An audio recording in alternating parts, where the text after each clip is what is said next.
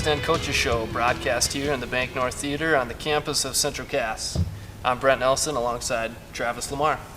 Hey, we're thrilled with the support we've received so far and are excited to bring everyone another episode highlighting the Central Cass football team. The guy that's going to be breaking it down for us tonight is the new head football coach at Central Cass, Coach Tommy Butler. With the first pick in the 2019 North Dakota AA Football Coaches Draft, the Central Cass Squirrels select Tommy Butler.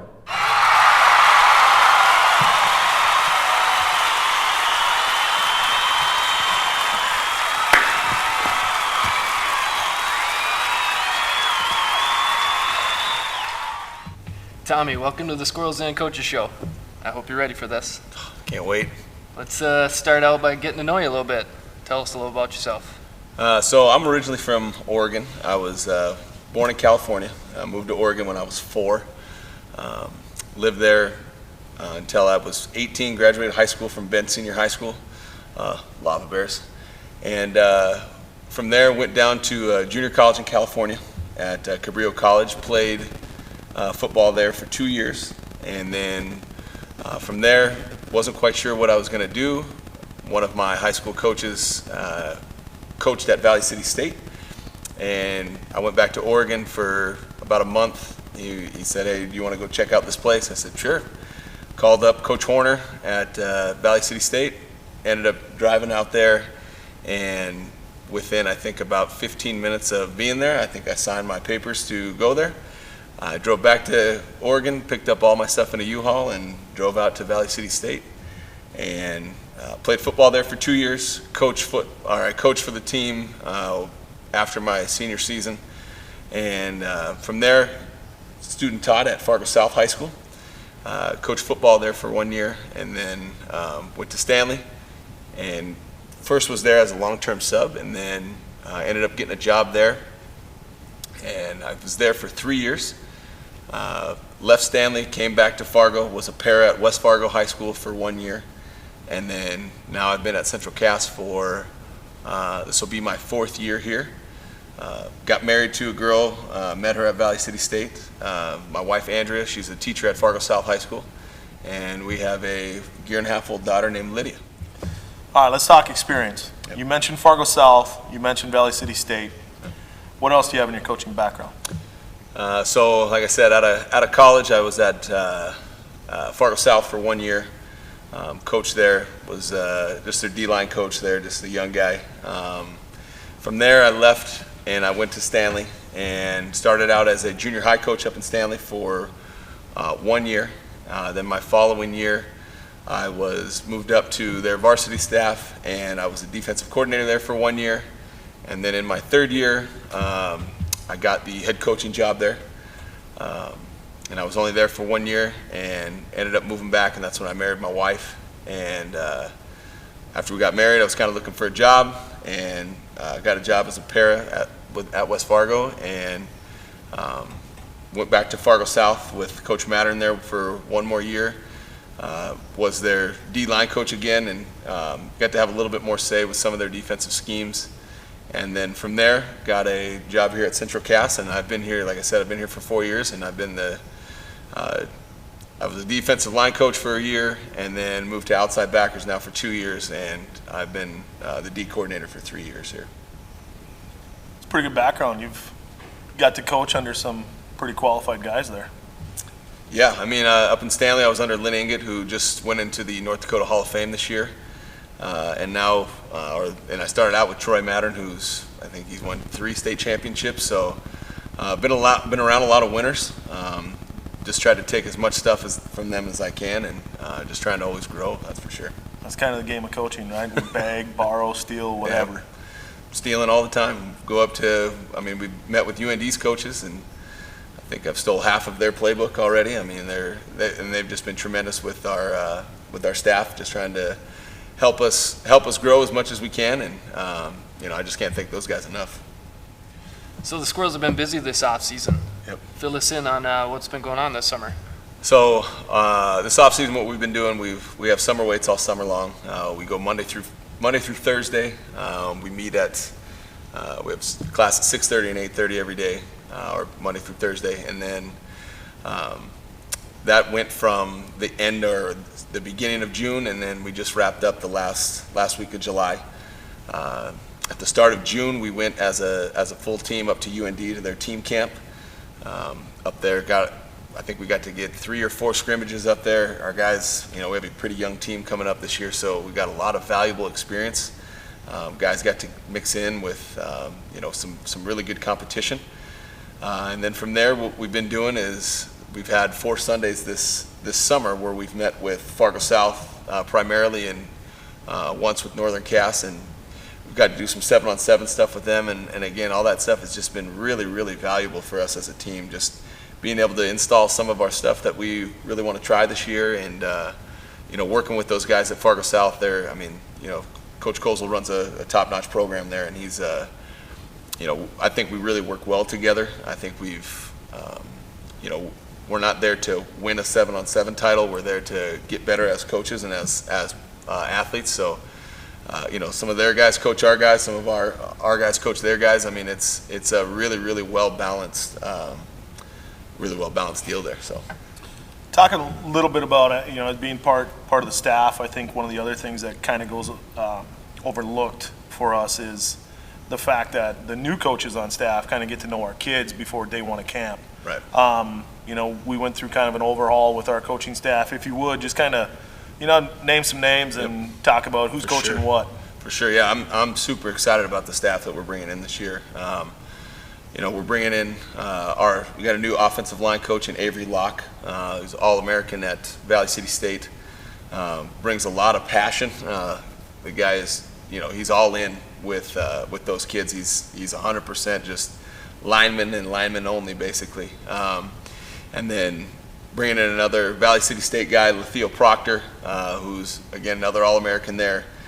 Just bringing some tremendous knowledge for our young kids. We have a lot of guys that haven't really, gotten to see some of those real specific tweaks that Letheo, I think, can bring into those guys. And then we got in another guy in James Duletsky, who's coached before in the past down in where was it, Belfield, down there, and he's really, like he told me when we interviewed, he said, hey, I just really want to be here to help kids and grow and learn as a coach. And that's exactly what he's done from day one. Just like Avery and Letheo, his passion, his enthusiasm is, it's undeniable. So he's been great for us. He's going to coach our outside linebackers, inside linebackers. And then we have another guy named Riley Iverson, who I coached in Stanley, who goes to school at MSUM. He's going to help out with our outside linebackers and then also with our tight ends and fullbacks. And he's, again, same kind of guy. Those are the guys I'm looking for: passionate, enthusiastic, that are here for kids first, and that's their main goal. And I think Riley's going to bring a ton of that. And with him being a little younger, being able to relate to some of those guys a little bit better, I think is going to be huge for us. You talked about having a bunch of youth. Just talk about getting them on the field in the summer, how much that means for progress in the fall. Yeah, it's huge. It's our guys. From our day one when we were at UND in, I think it was like June 10th, to our last 7-on-7 session in the end of July, our guys have been, it's night and day. We had guys that first week that was like, man, we might have to change a position. I don't know if you could really do this, but now it's, they're picking up on coverages. They're able to adjust on the fly. We put in, on our last session, we put in 2 new things that I kind of wanted to cover, and our guys, picked that up within 3 plays. And so I think our knowledge of the game has grown, and I commend my assistant coaches for that. They've worked tirelessly to, try to break everything down and give everything a why to what we're doing. And I think our guys are really seeing that, and I think that's really where our growth is coming from. Yeah, I would add on that. I would say the commitment from our kids has been great. We've had good numbers every 7-on-7, like you said. The whole team going up to team camp up at UND was great for us. Right. Great team bonding thing. I think, the stuff you scheduled this summer was really quality stuff for all of our kids. For sure. I was, like I said, the guy, we took 43 guys up to UND.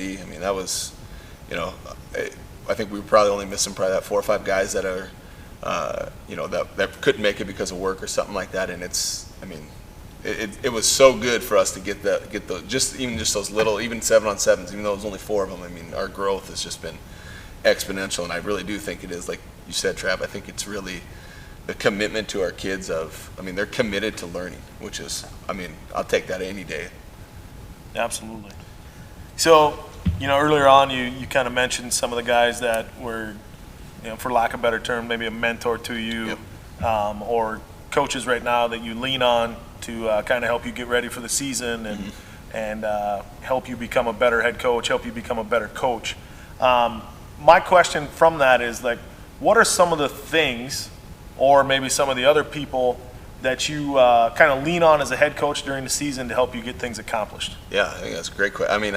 I would definitely, like you said, some of those coaches that I've coached under are huge for me. But some of the guys that are around here that have more coaching experience than I do, I've definitely talked to you about certain situations, things like that I've either gone through or just asking those questions from others. And I definitely, to me, I think that's one of the better qualities that I have is I'm just not afraid to ask questions. Like I don't think I know everything. But one of the other things that I think is going to be huge for us this year is our parents.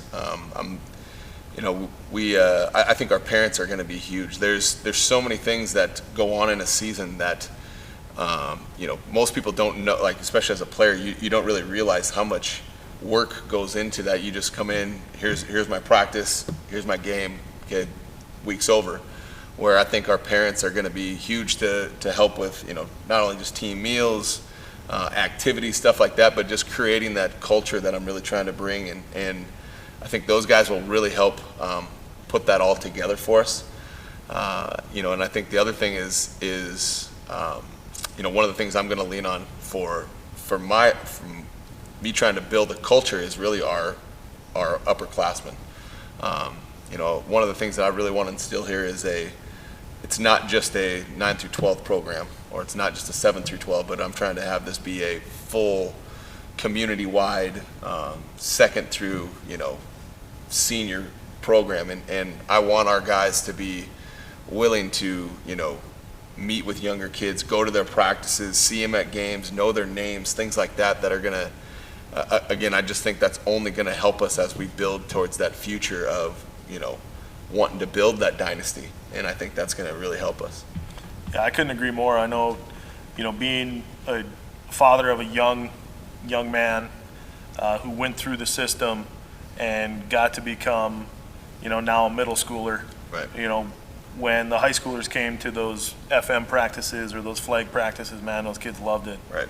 And, serving as a head coach before, with the wrestling program, I know how heavily I leaned on our parents. And, man, when you've got a great group of parents that are willing to help you out, there's nothing better. honestly, it's a lot of work, and it's Yep. great when you can get those people to help out. Totally agree.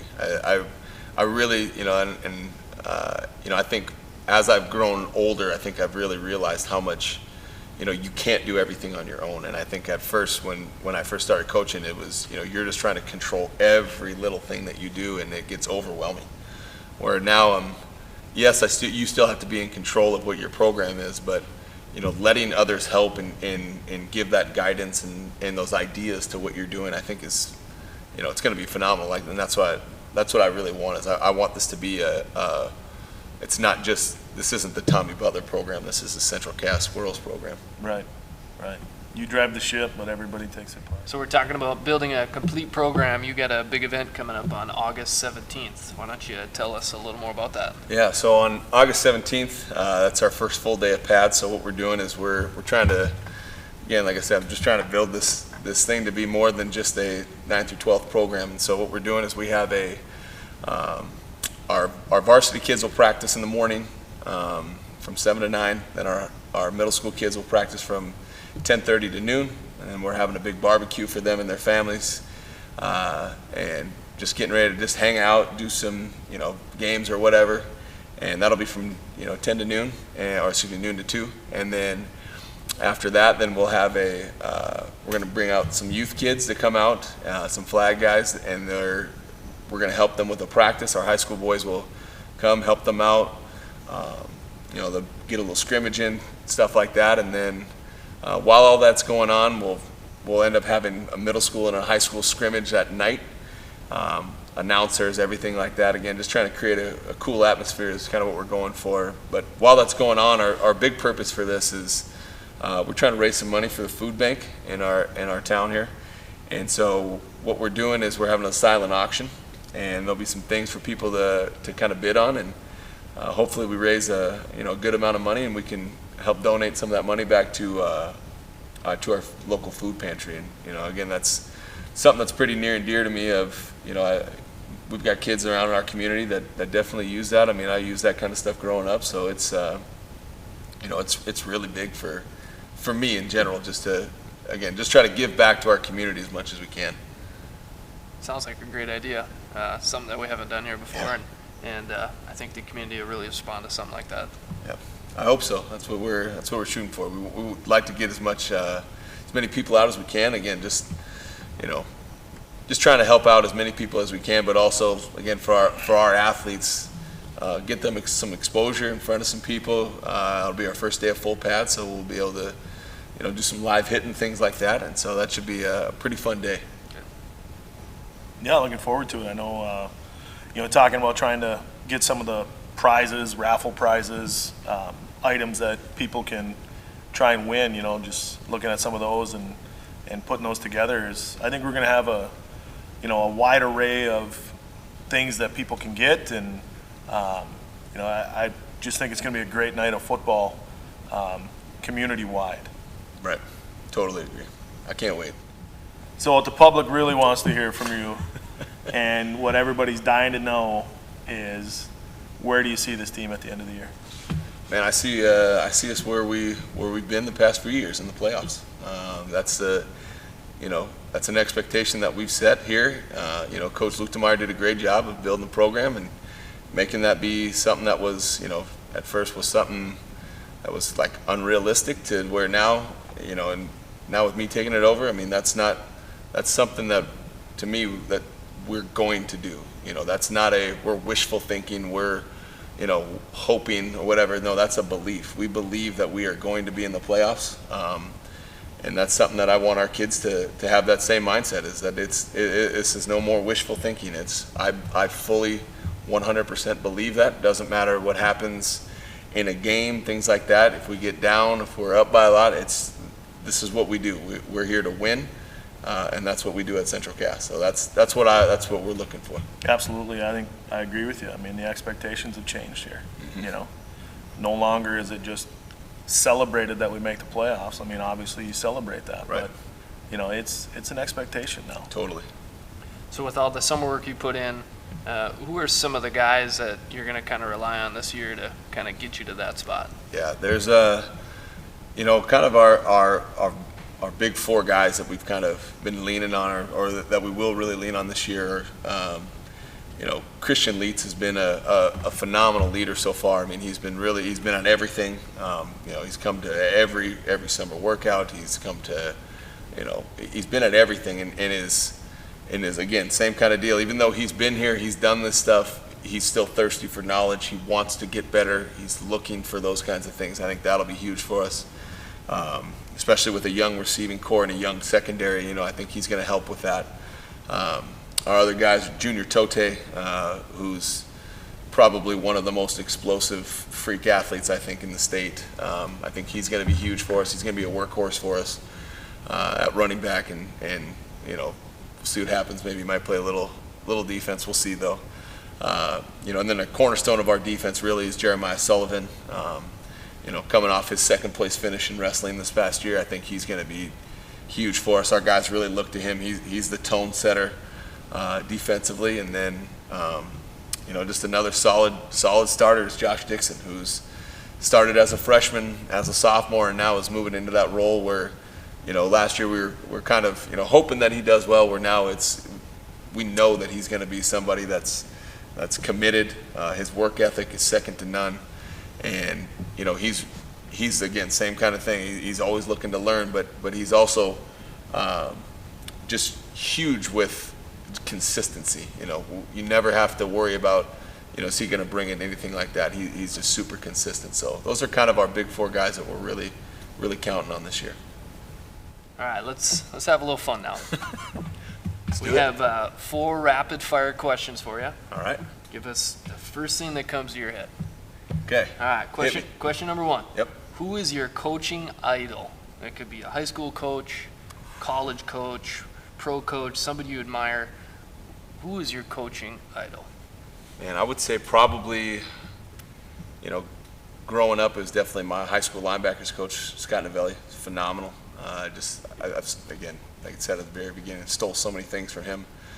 His passion, but also, he's a great teacher. But somebody that I've never met that I think is somebody that I really idolize is Dabo Sweeney.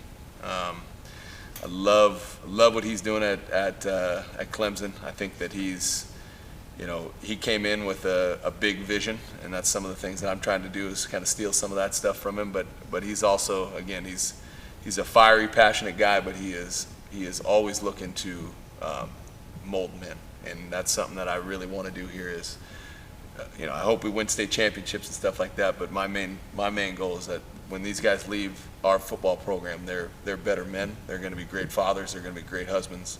And they're going to be successful workers. All right. Question 2. Yep. If you tell me you don't have one, you're a liar because we all have them. Okay. Pre-game superstitions. What do you got? Pre-game superstitions is from the University of Oregon. It's filling the sleeves, getting in there, getting a little pump before the workout, before the game starts, and filling the sleeves. Got that from University of Oregon strength coach, who's a psycho, and I love it. So. All right, question 3. Yep. What is your top bucket list item that you want to do? Somewhere you want to go, something you want to do. What's at the top of that bucket list? Man, that's crazy. Top bucket list thing I probably want to do. Outside of winning a state title at Central Cass. For sure. I think the number one thing that I really want to do is, this is going to be kind of, some people might think this is soft, but I'm really excited to walk my daughter down the aisle. That's something that I've thought about every time I go to a wedding. I see a woman getting married, and I see her dad doing that, and I just think, man, I hope I get a chance to do that, and I hope it's a really memorable thing. So. Yeah. All right. That's awesome. Last one. Here we go. You're cooking. What's for dinner? Man. Chef Curry, I am cooking. Had it 2 nights ago. Chicken fajitas on the grill. Grill up the chicken. Have your veggies in a little, Pampered Chef bowl that my wife has, and throw those on the grill. Stir them up, and then get your tortillas heated up and freaking go to town. All right. Nice little plug for Pampered Chef there. Hey, if you're interested and you maybe want to sponsor our show, Pampered Chef, we'll definitely take you. We'll take it. Were they edible? Absolutely. All They're right. to die for. Okay, we'll be over later. Thanks. Sounds good. Tommy, thanks for stopping in with us tonight. We look forward to doing this every week. Hey, appreciate being on the Squirrel's Den. Go Squirrels. The next episode will feature some of our assistant coaches, the captains of this year's squad, and we'll break down the start of fall camp, along with recapping the great event from August 17th. Our plan is to release new episodes every Wednesday, so look for our next episode on August 21st. For Travis Lamar, I'm Brent Nelson, saying thanks for watching, good night, and we'll see you on the next episode of the Squirrel's Den Coaching Show.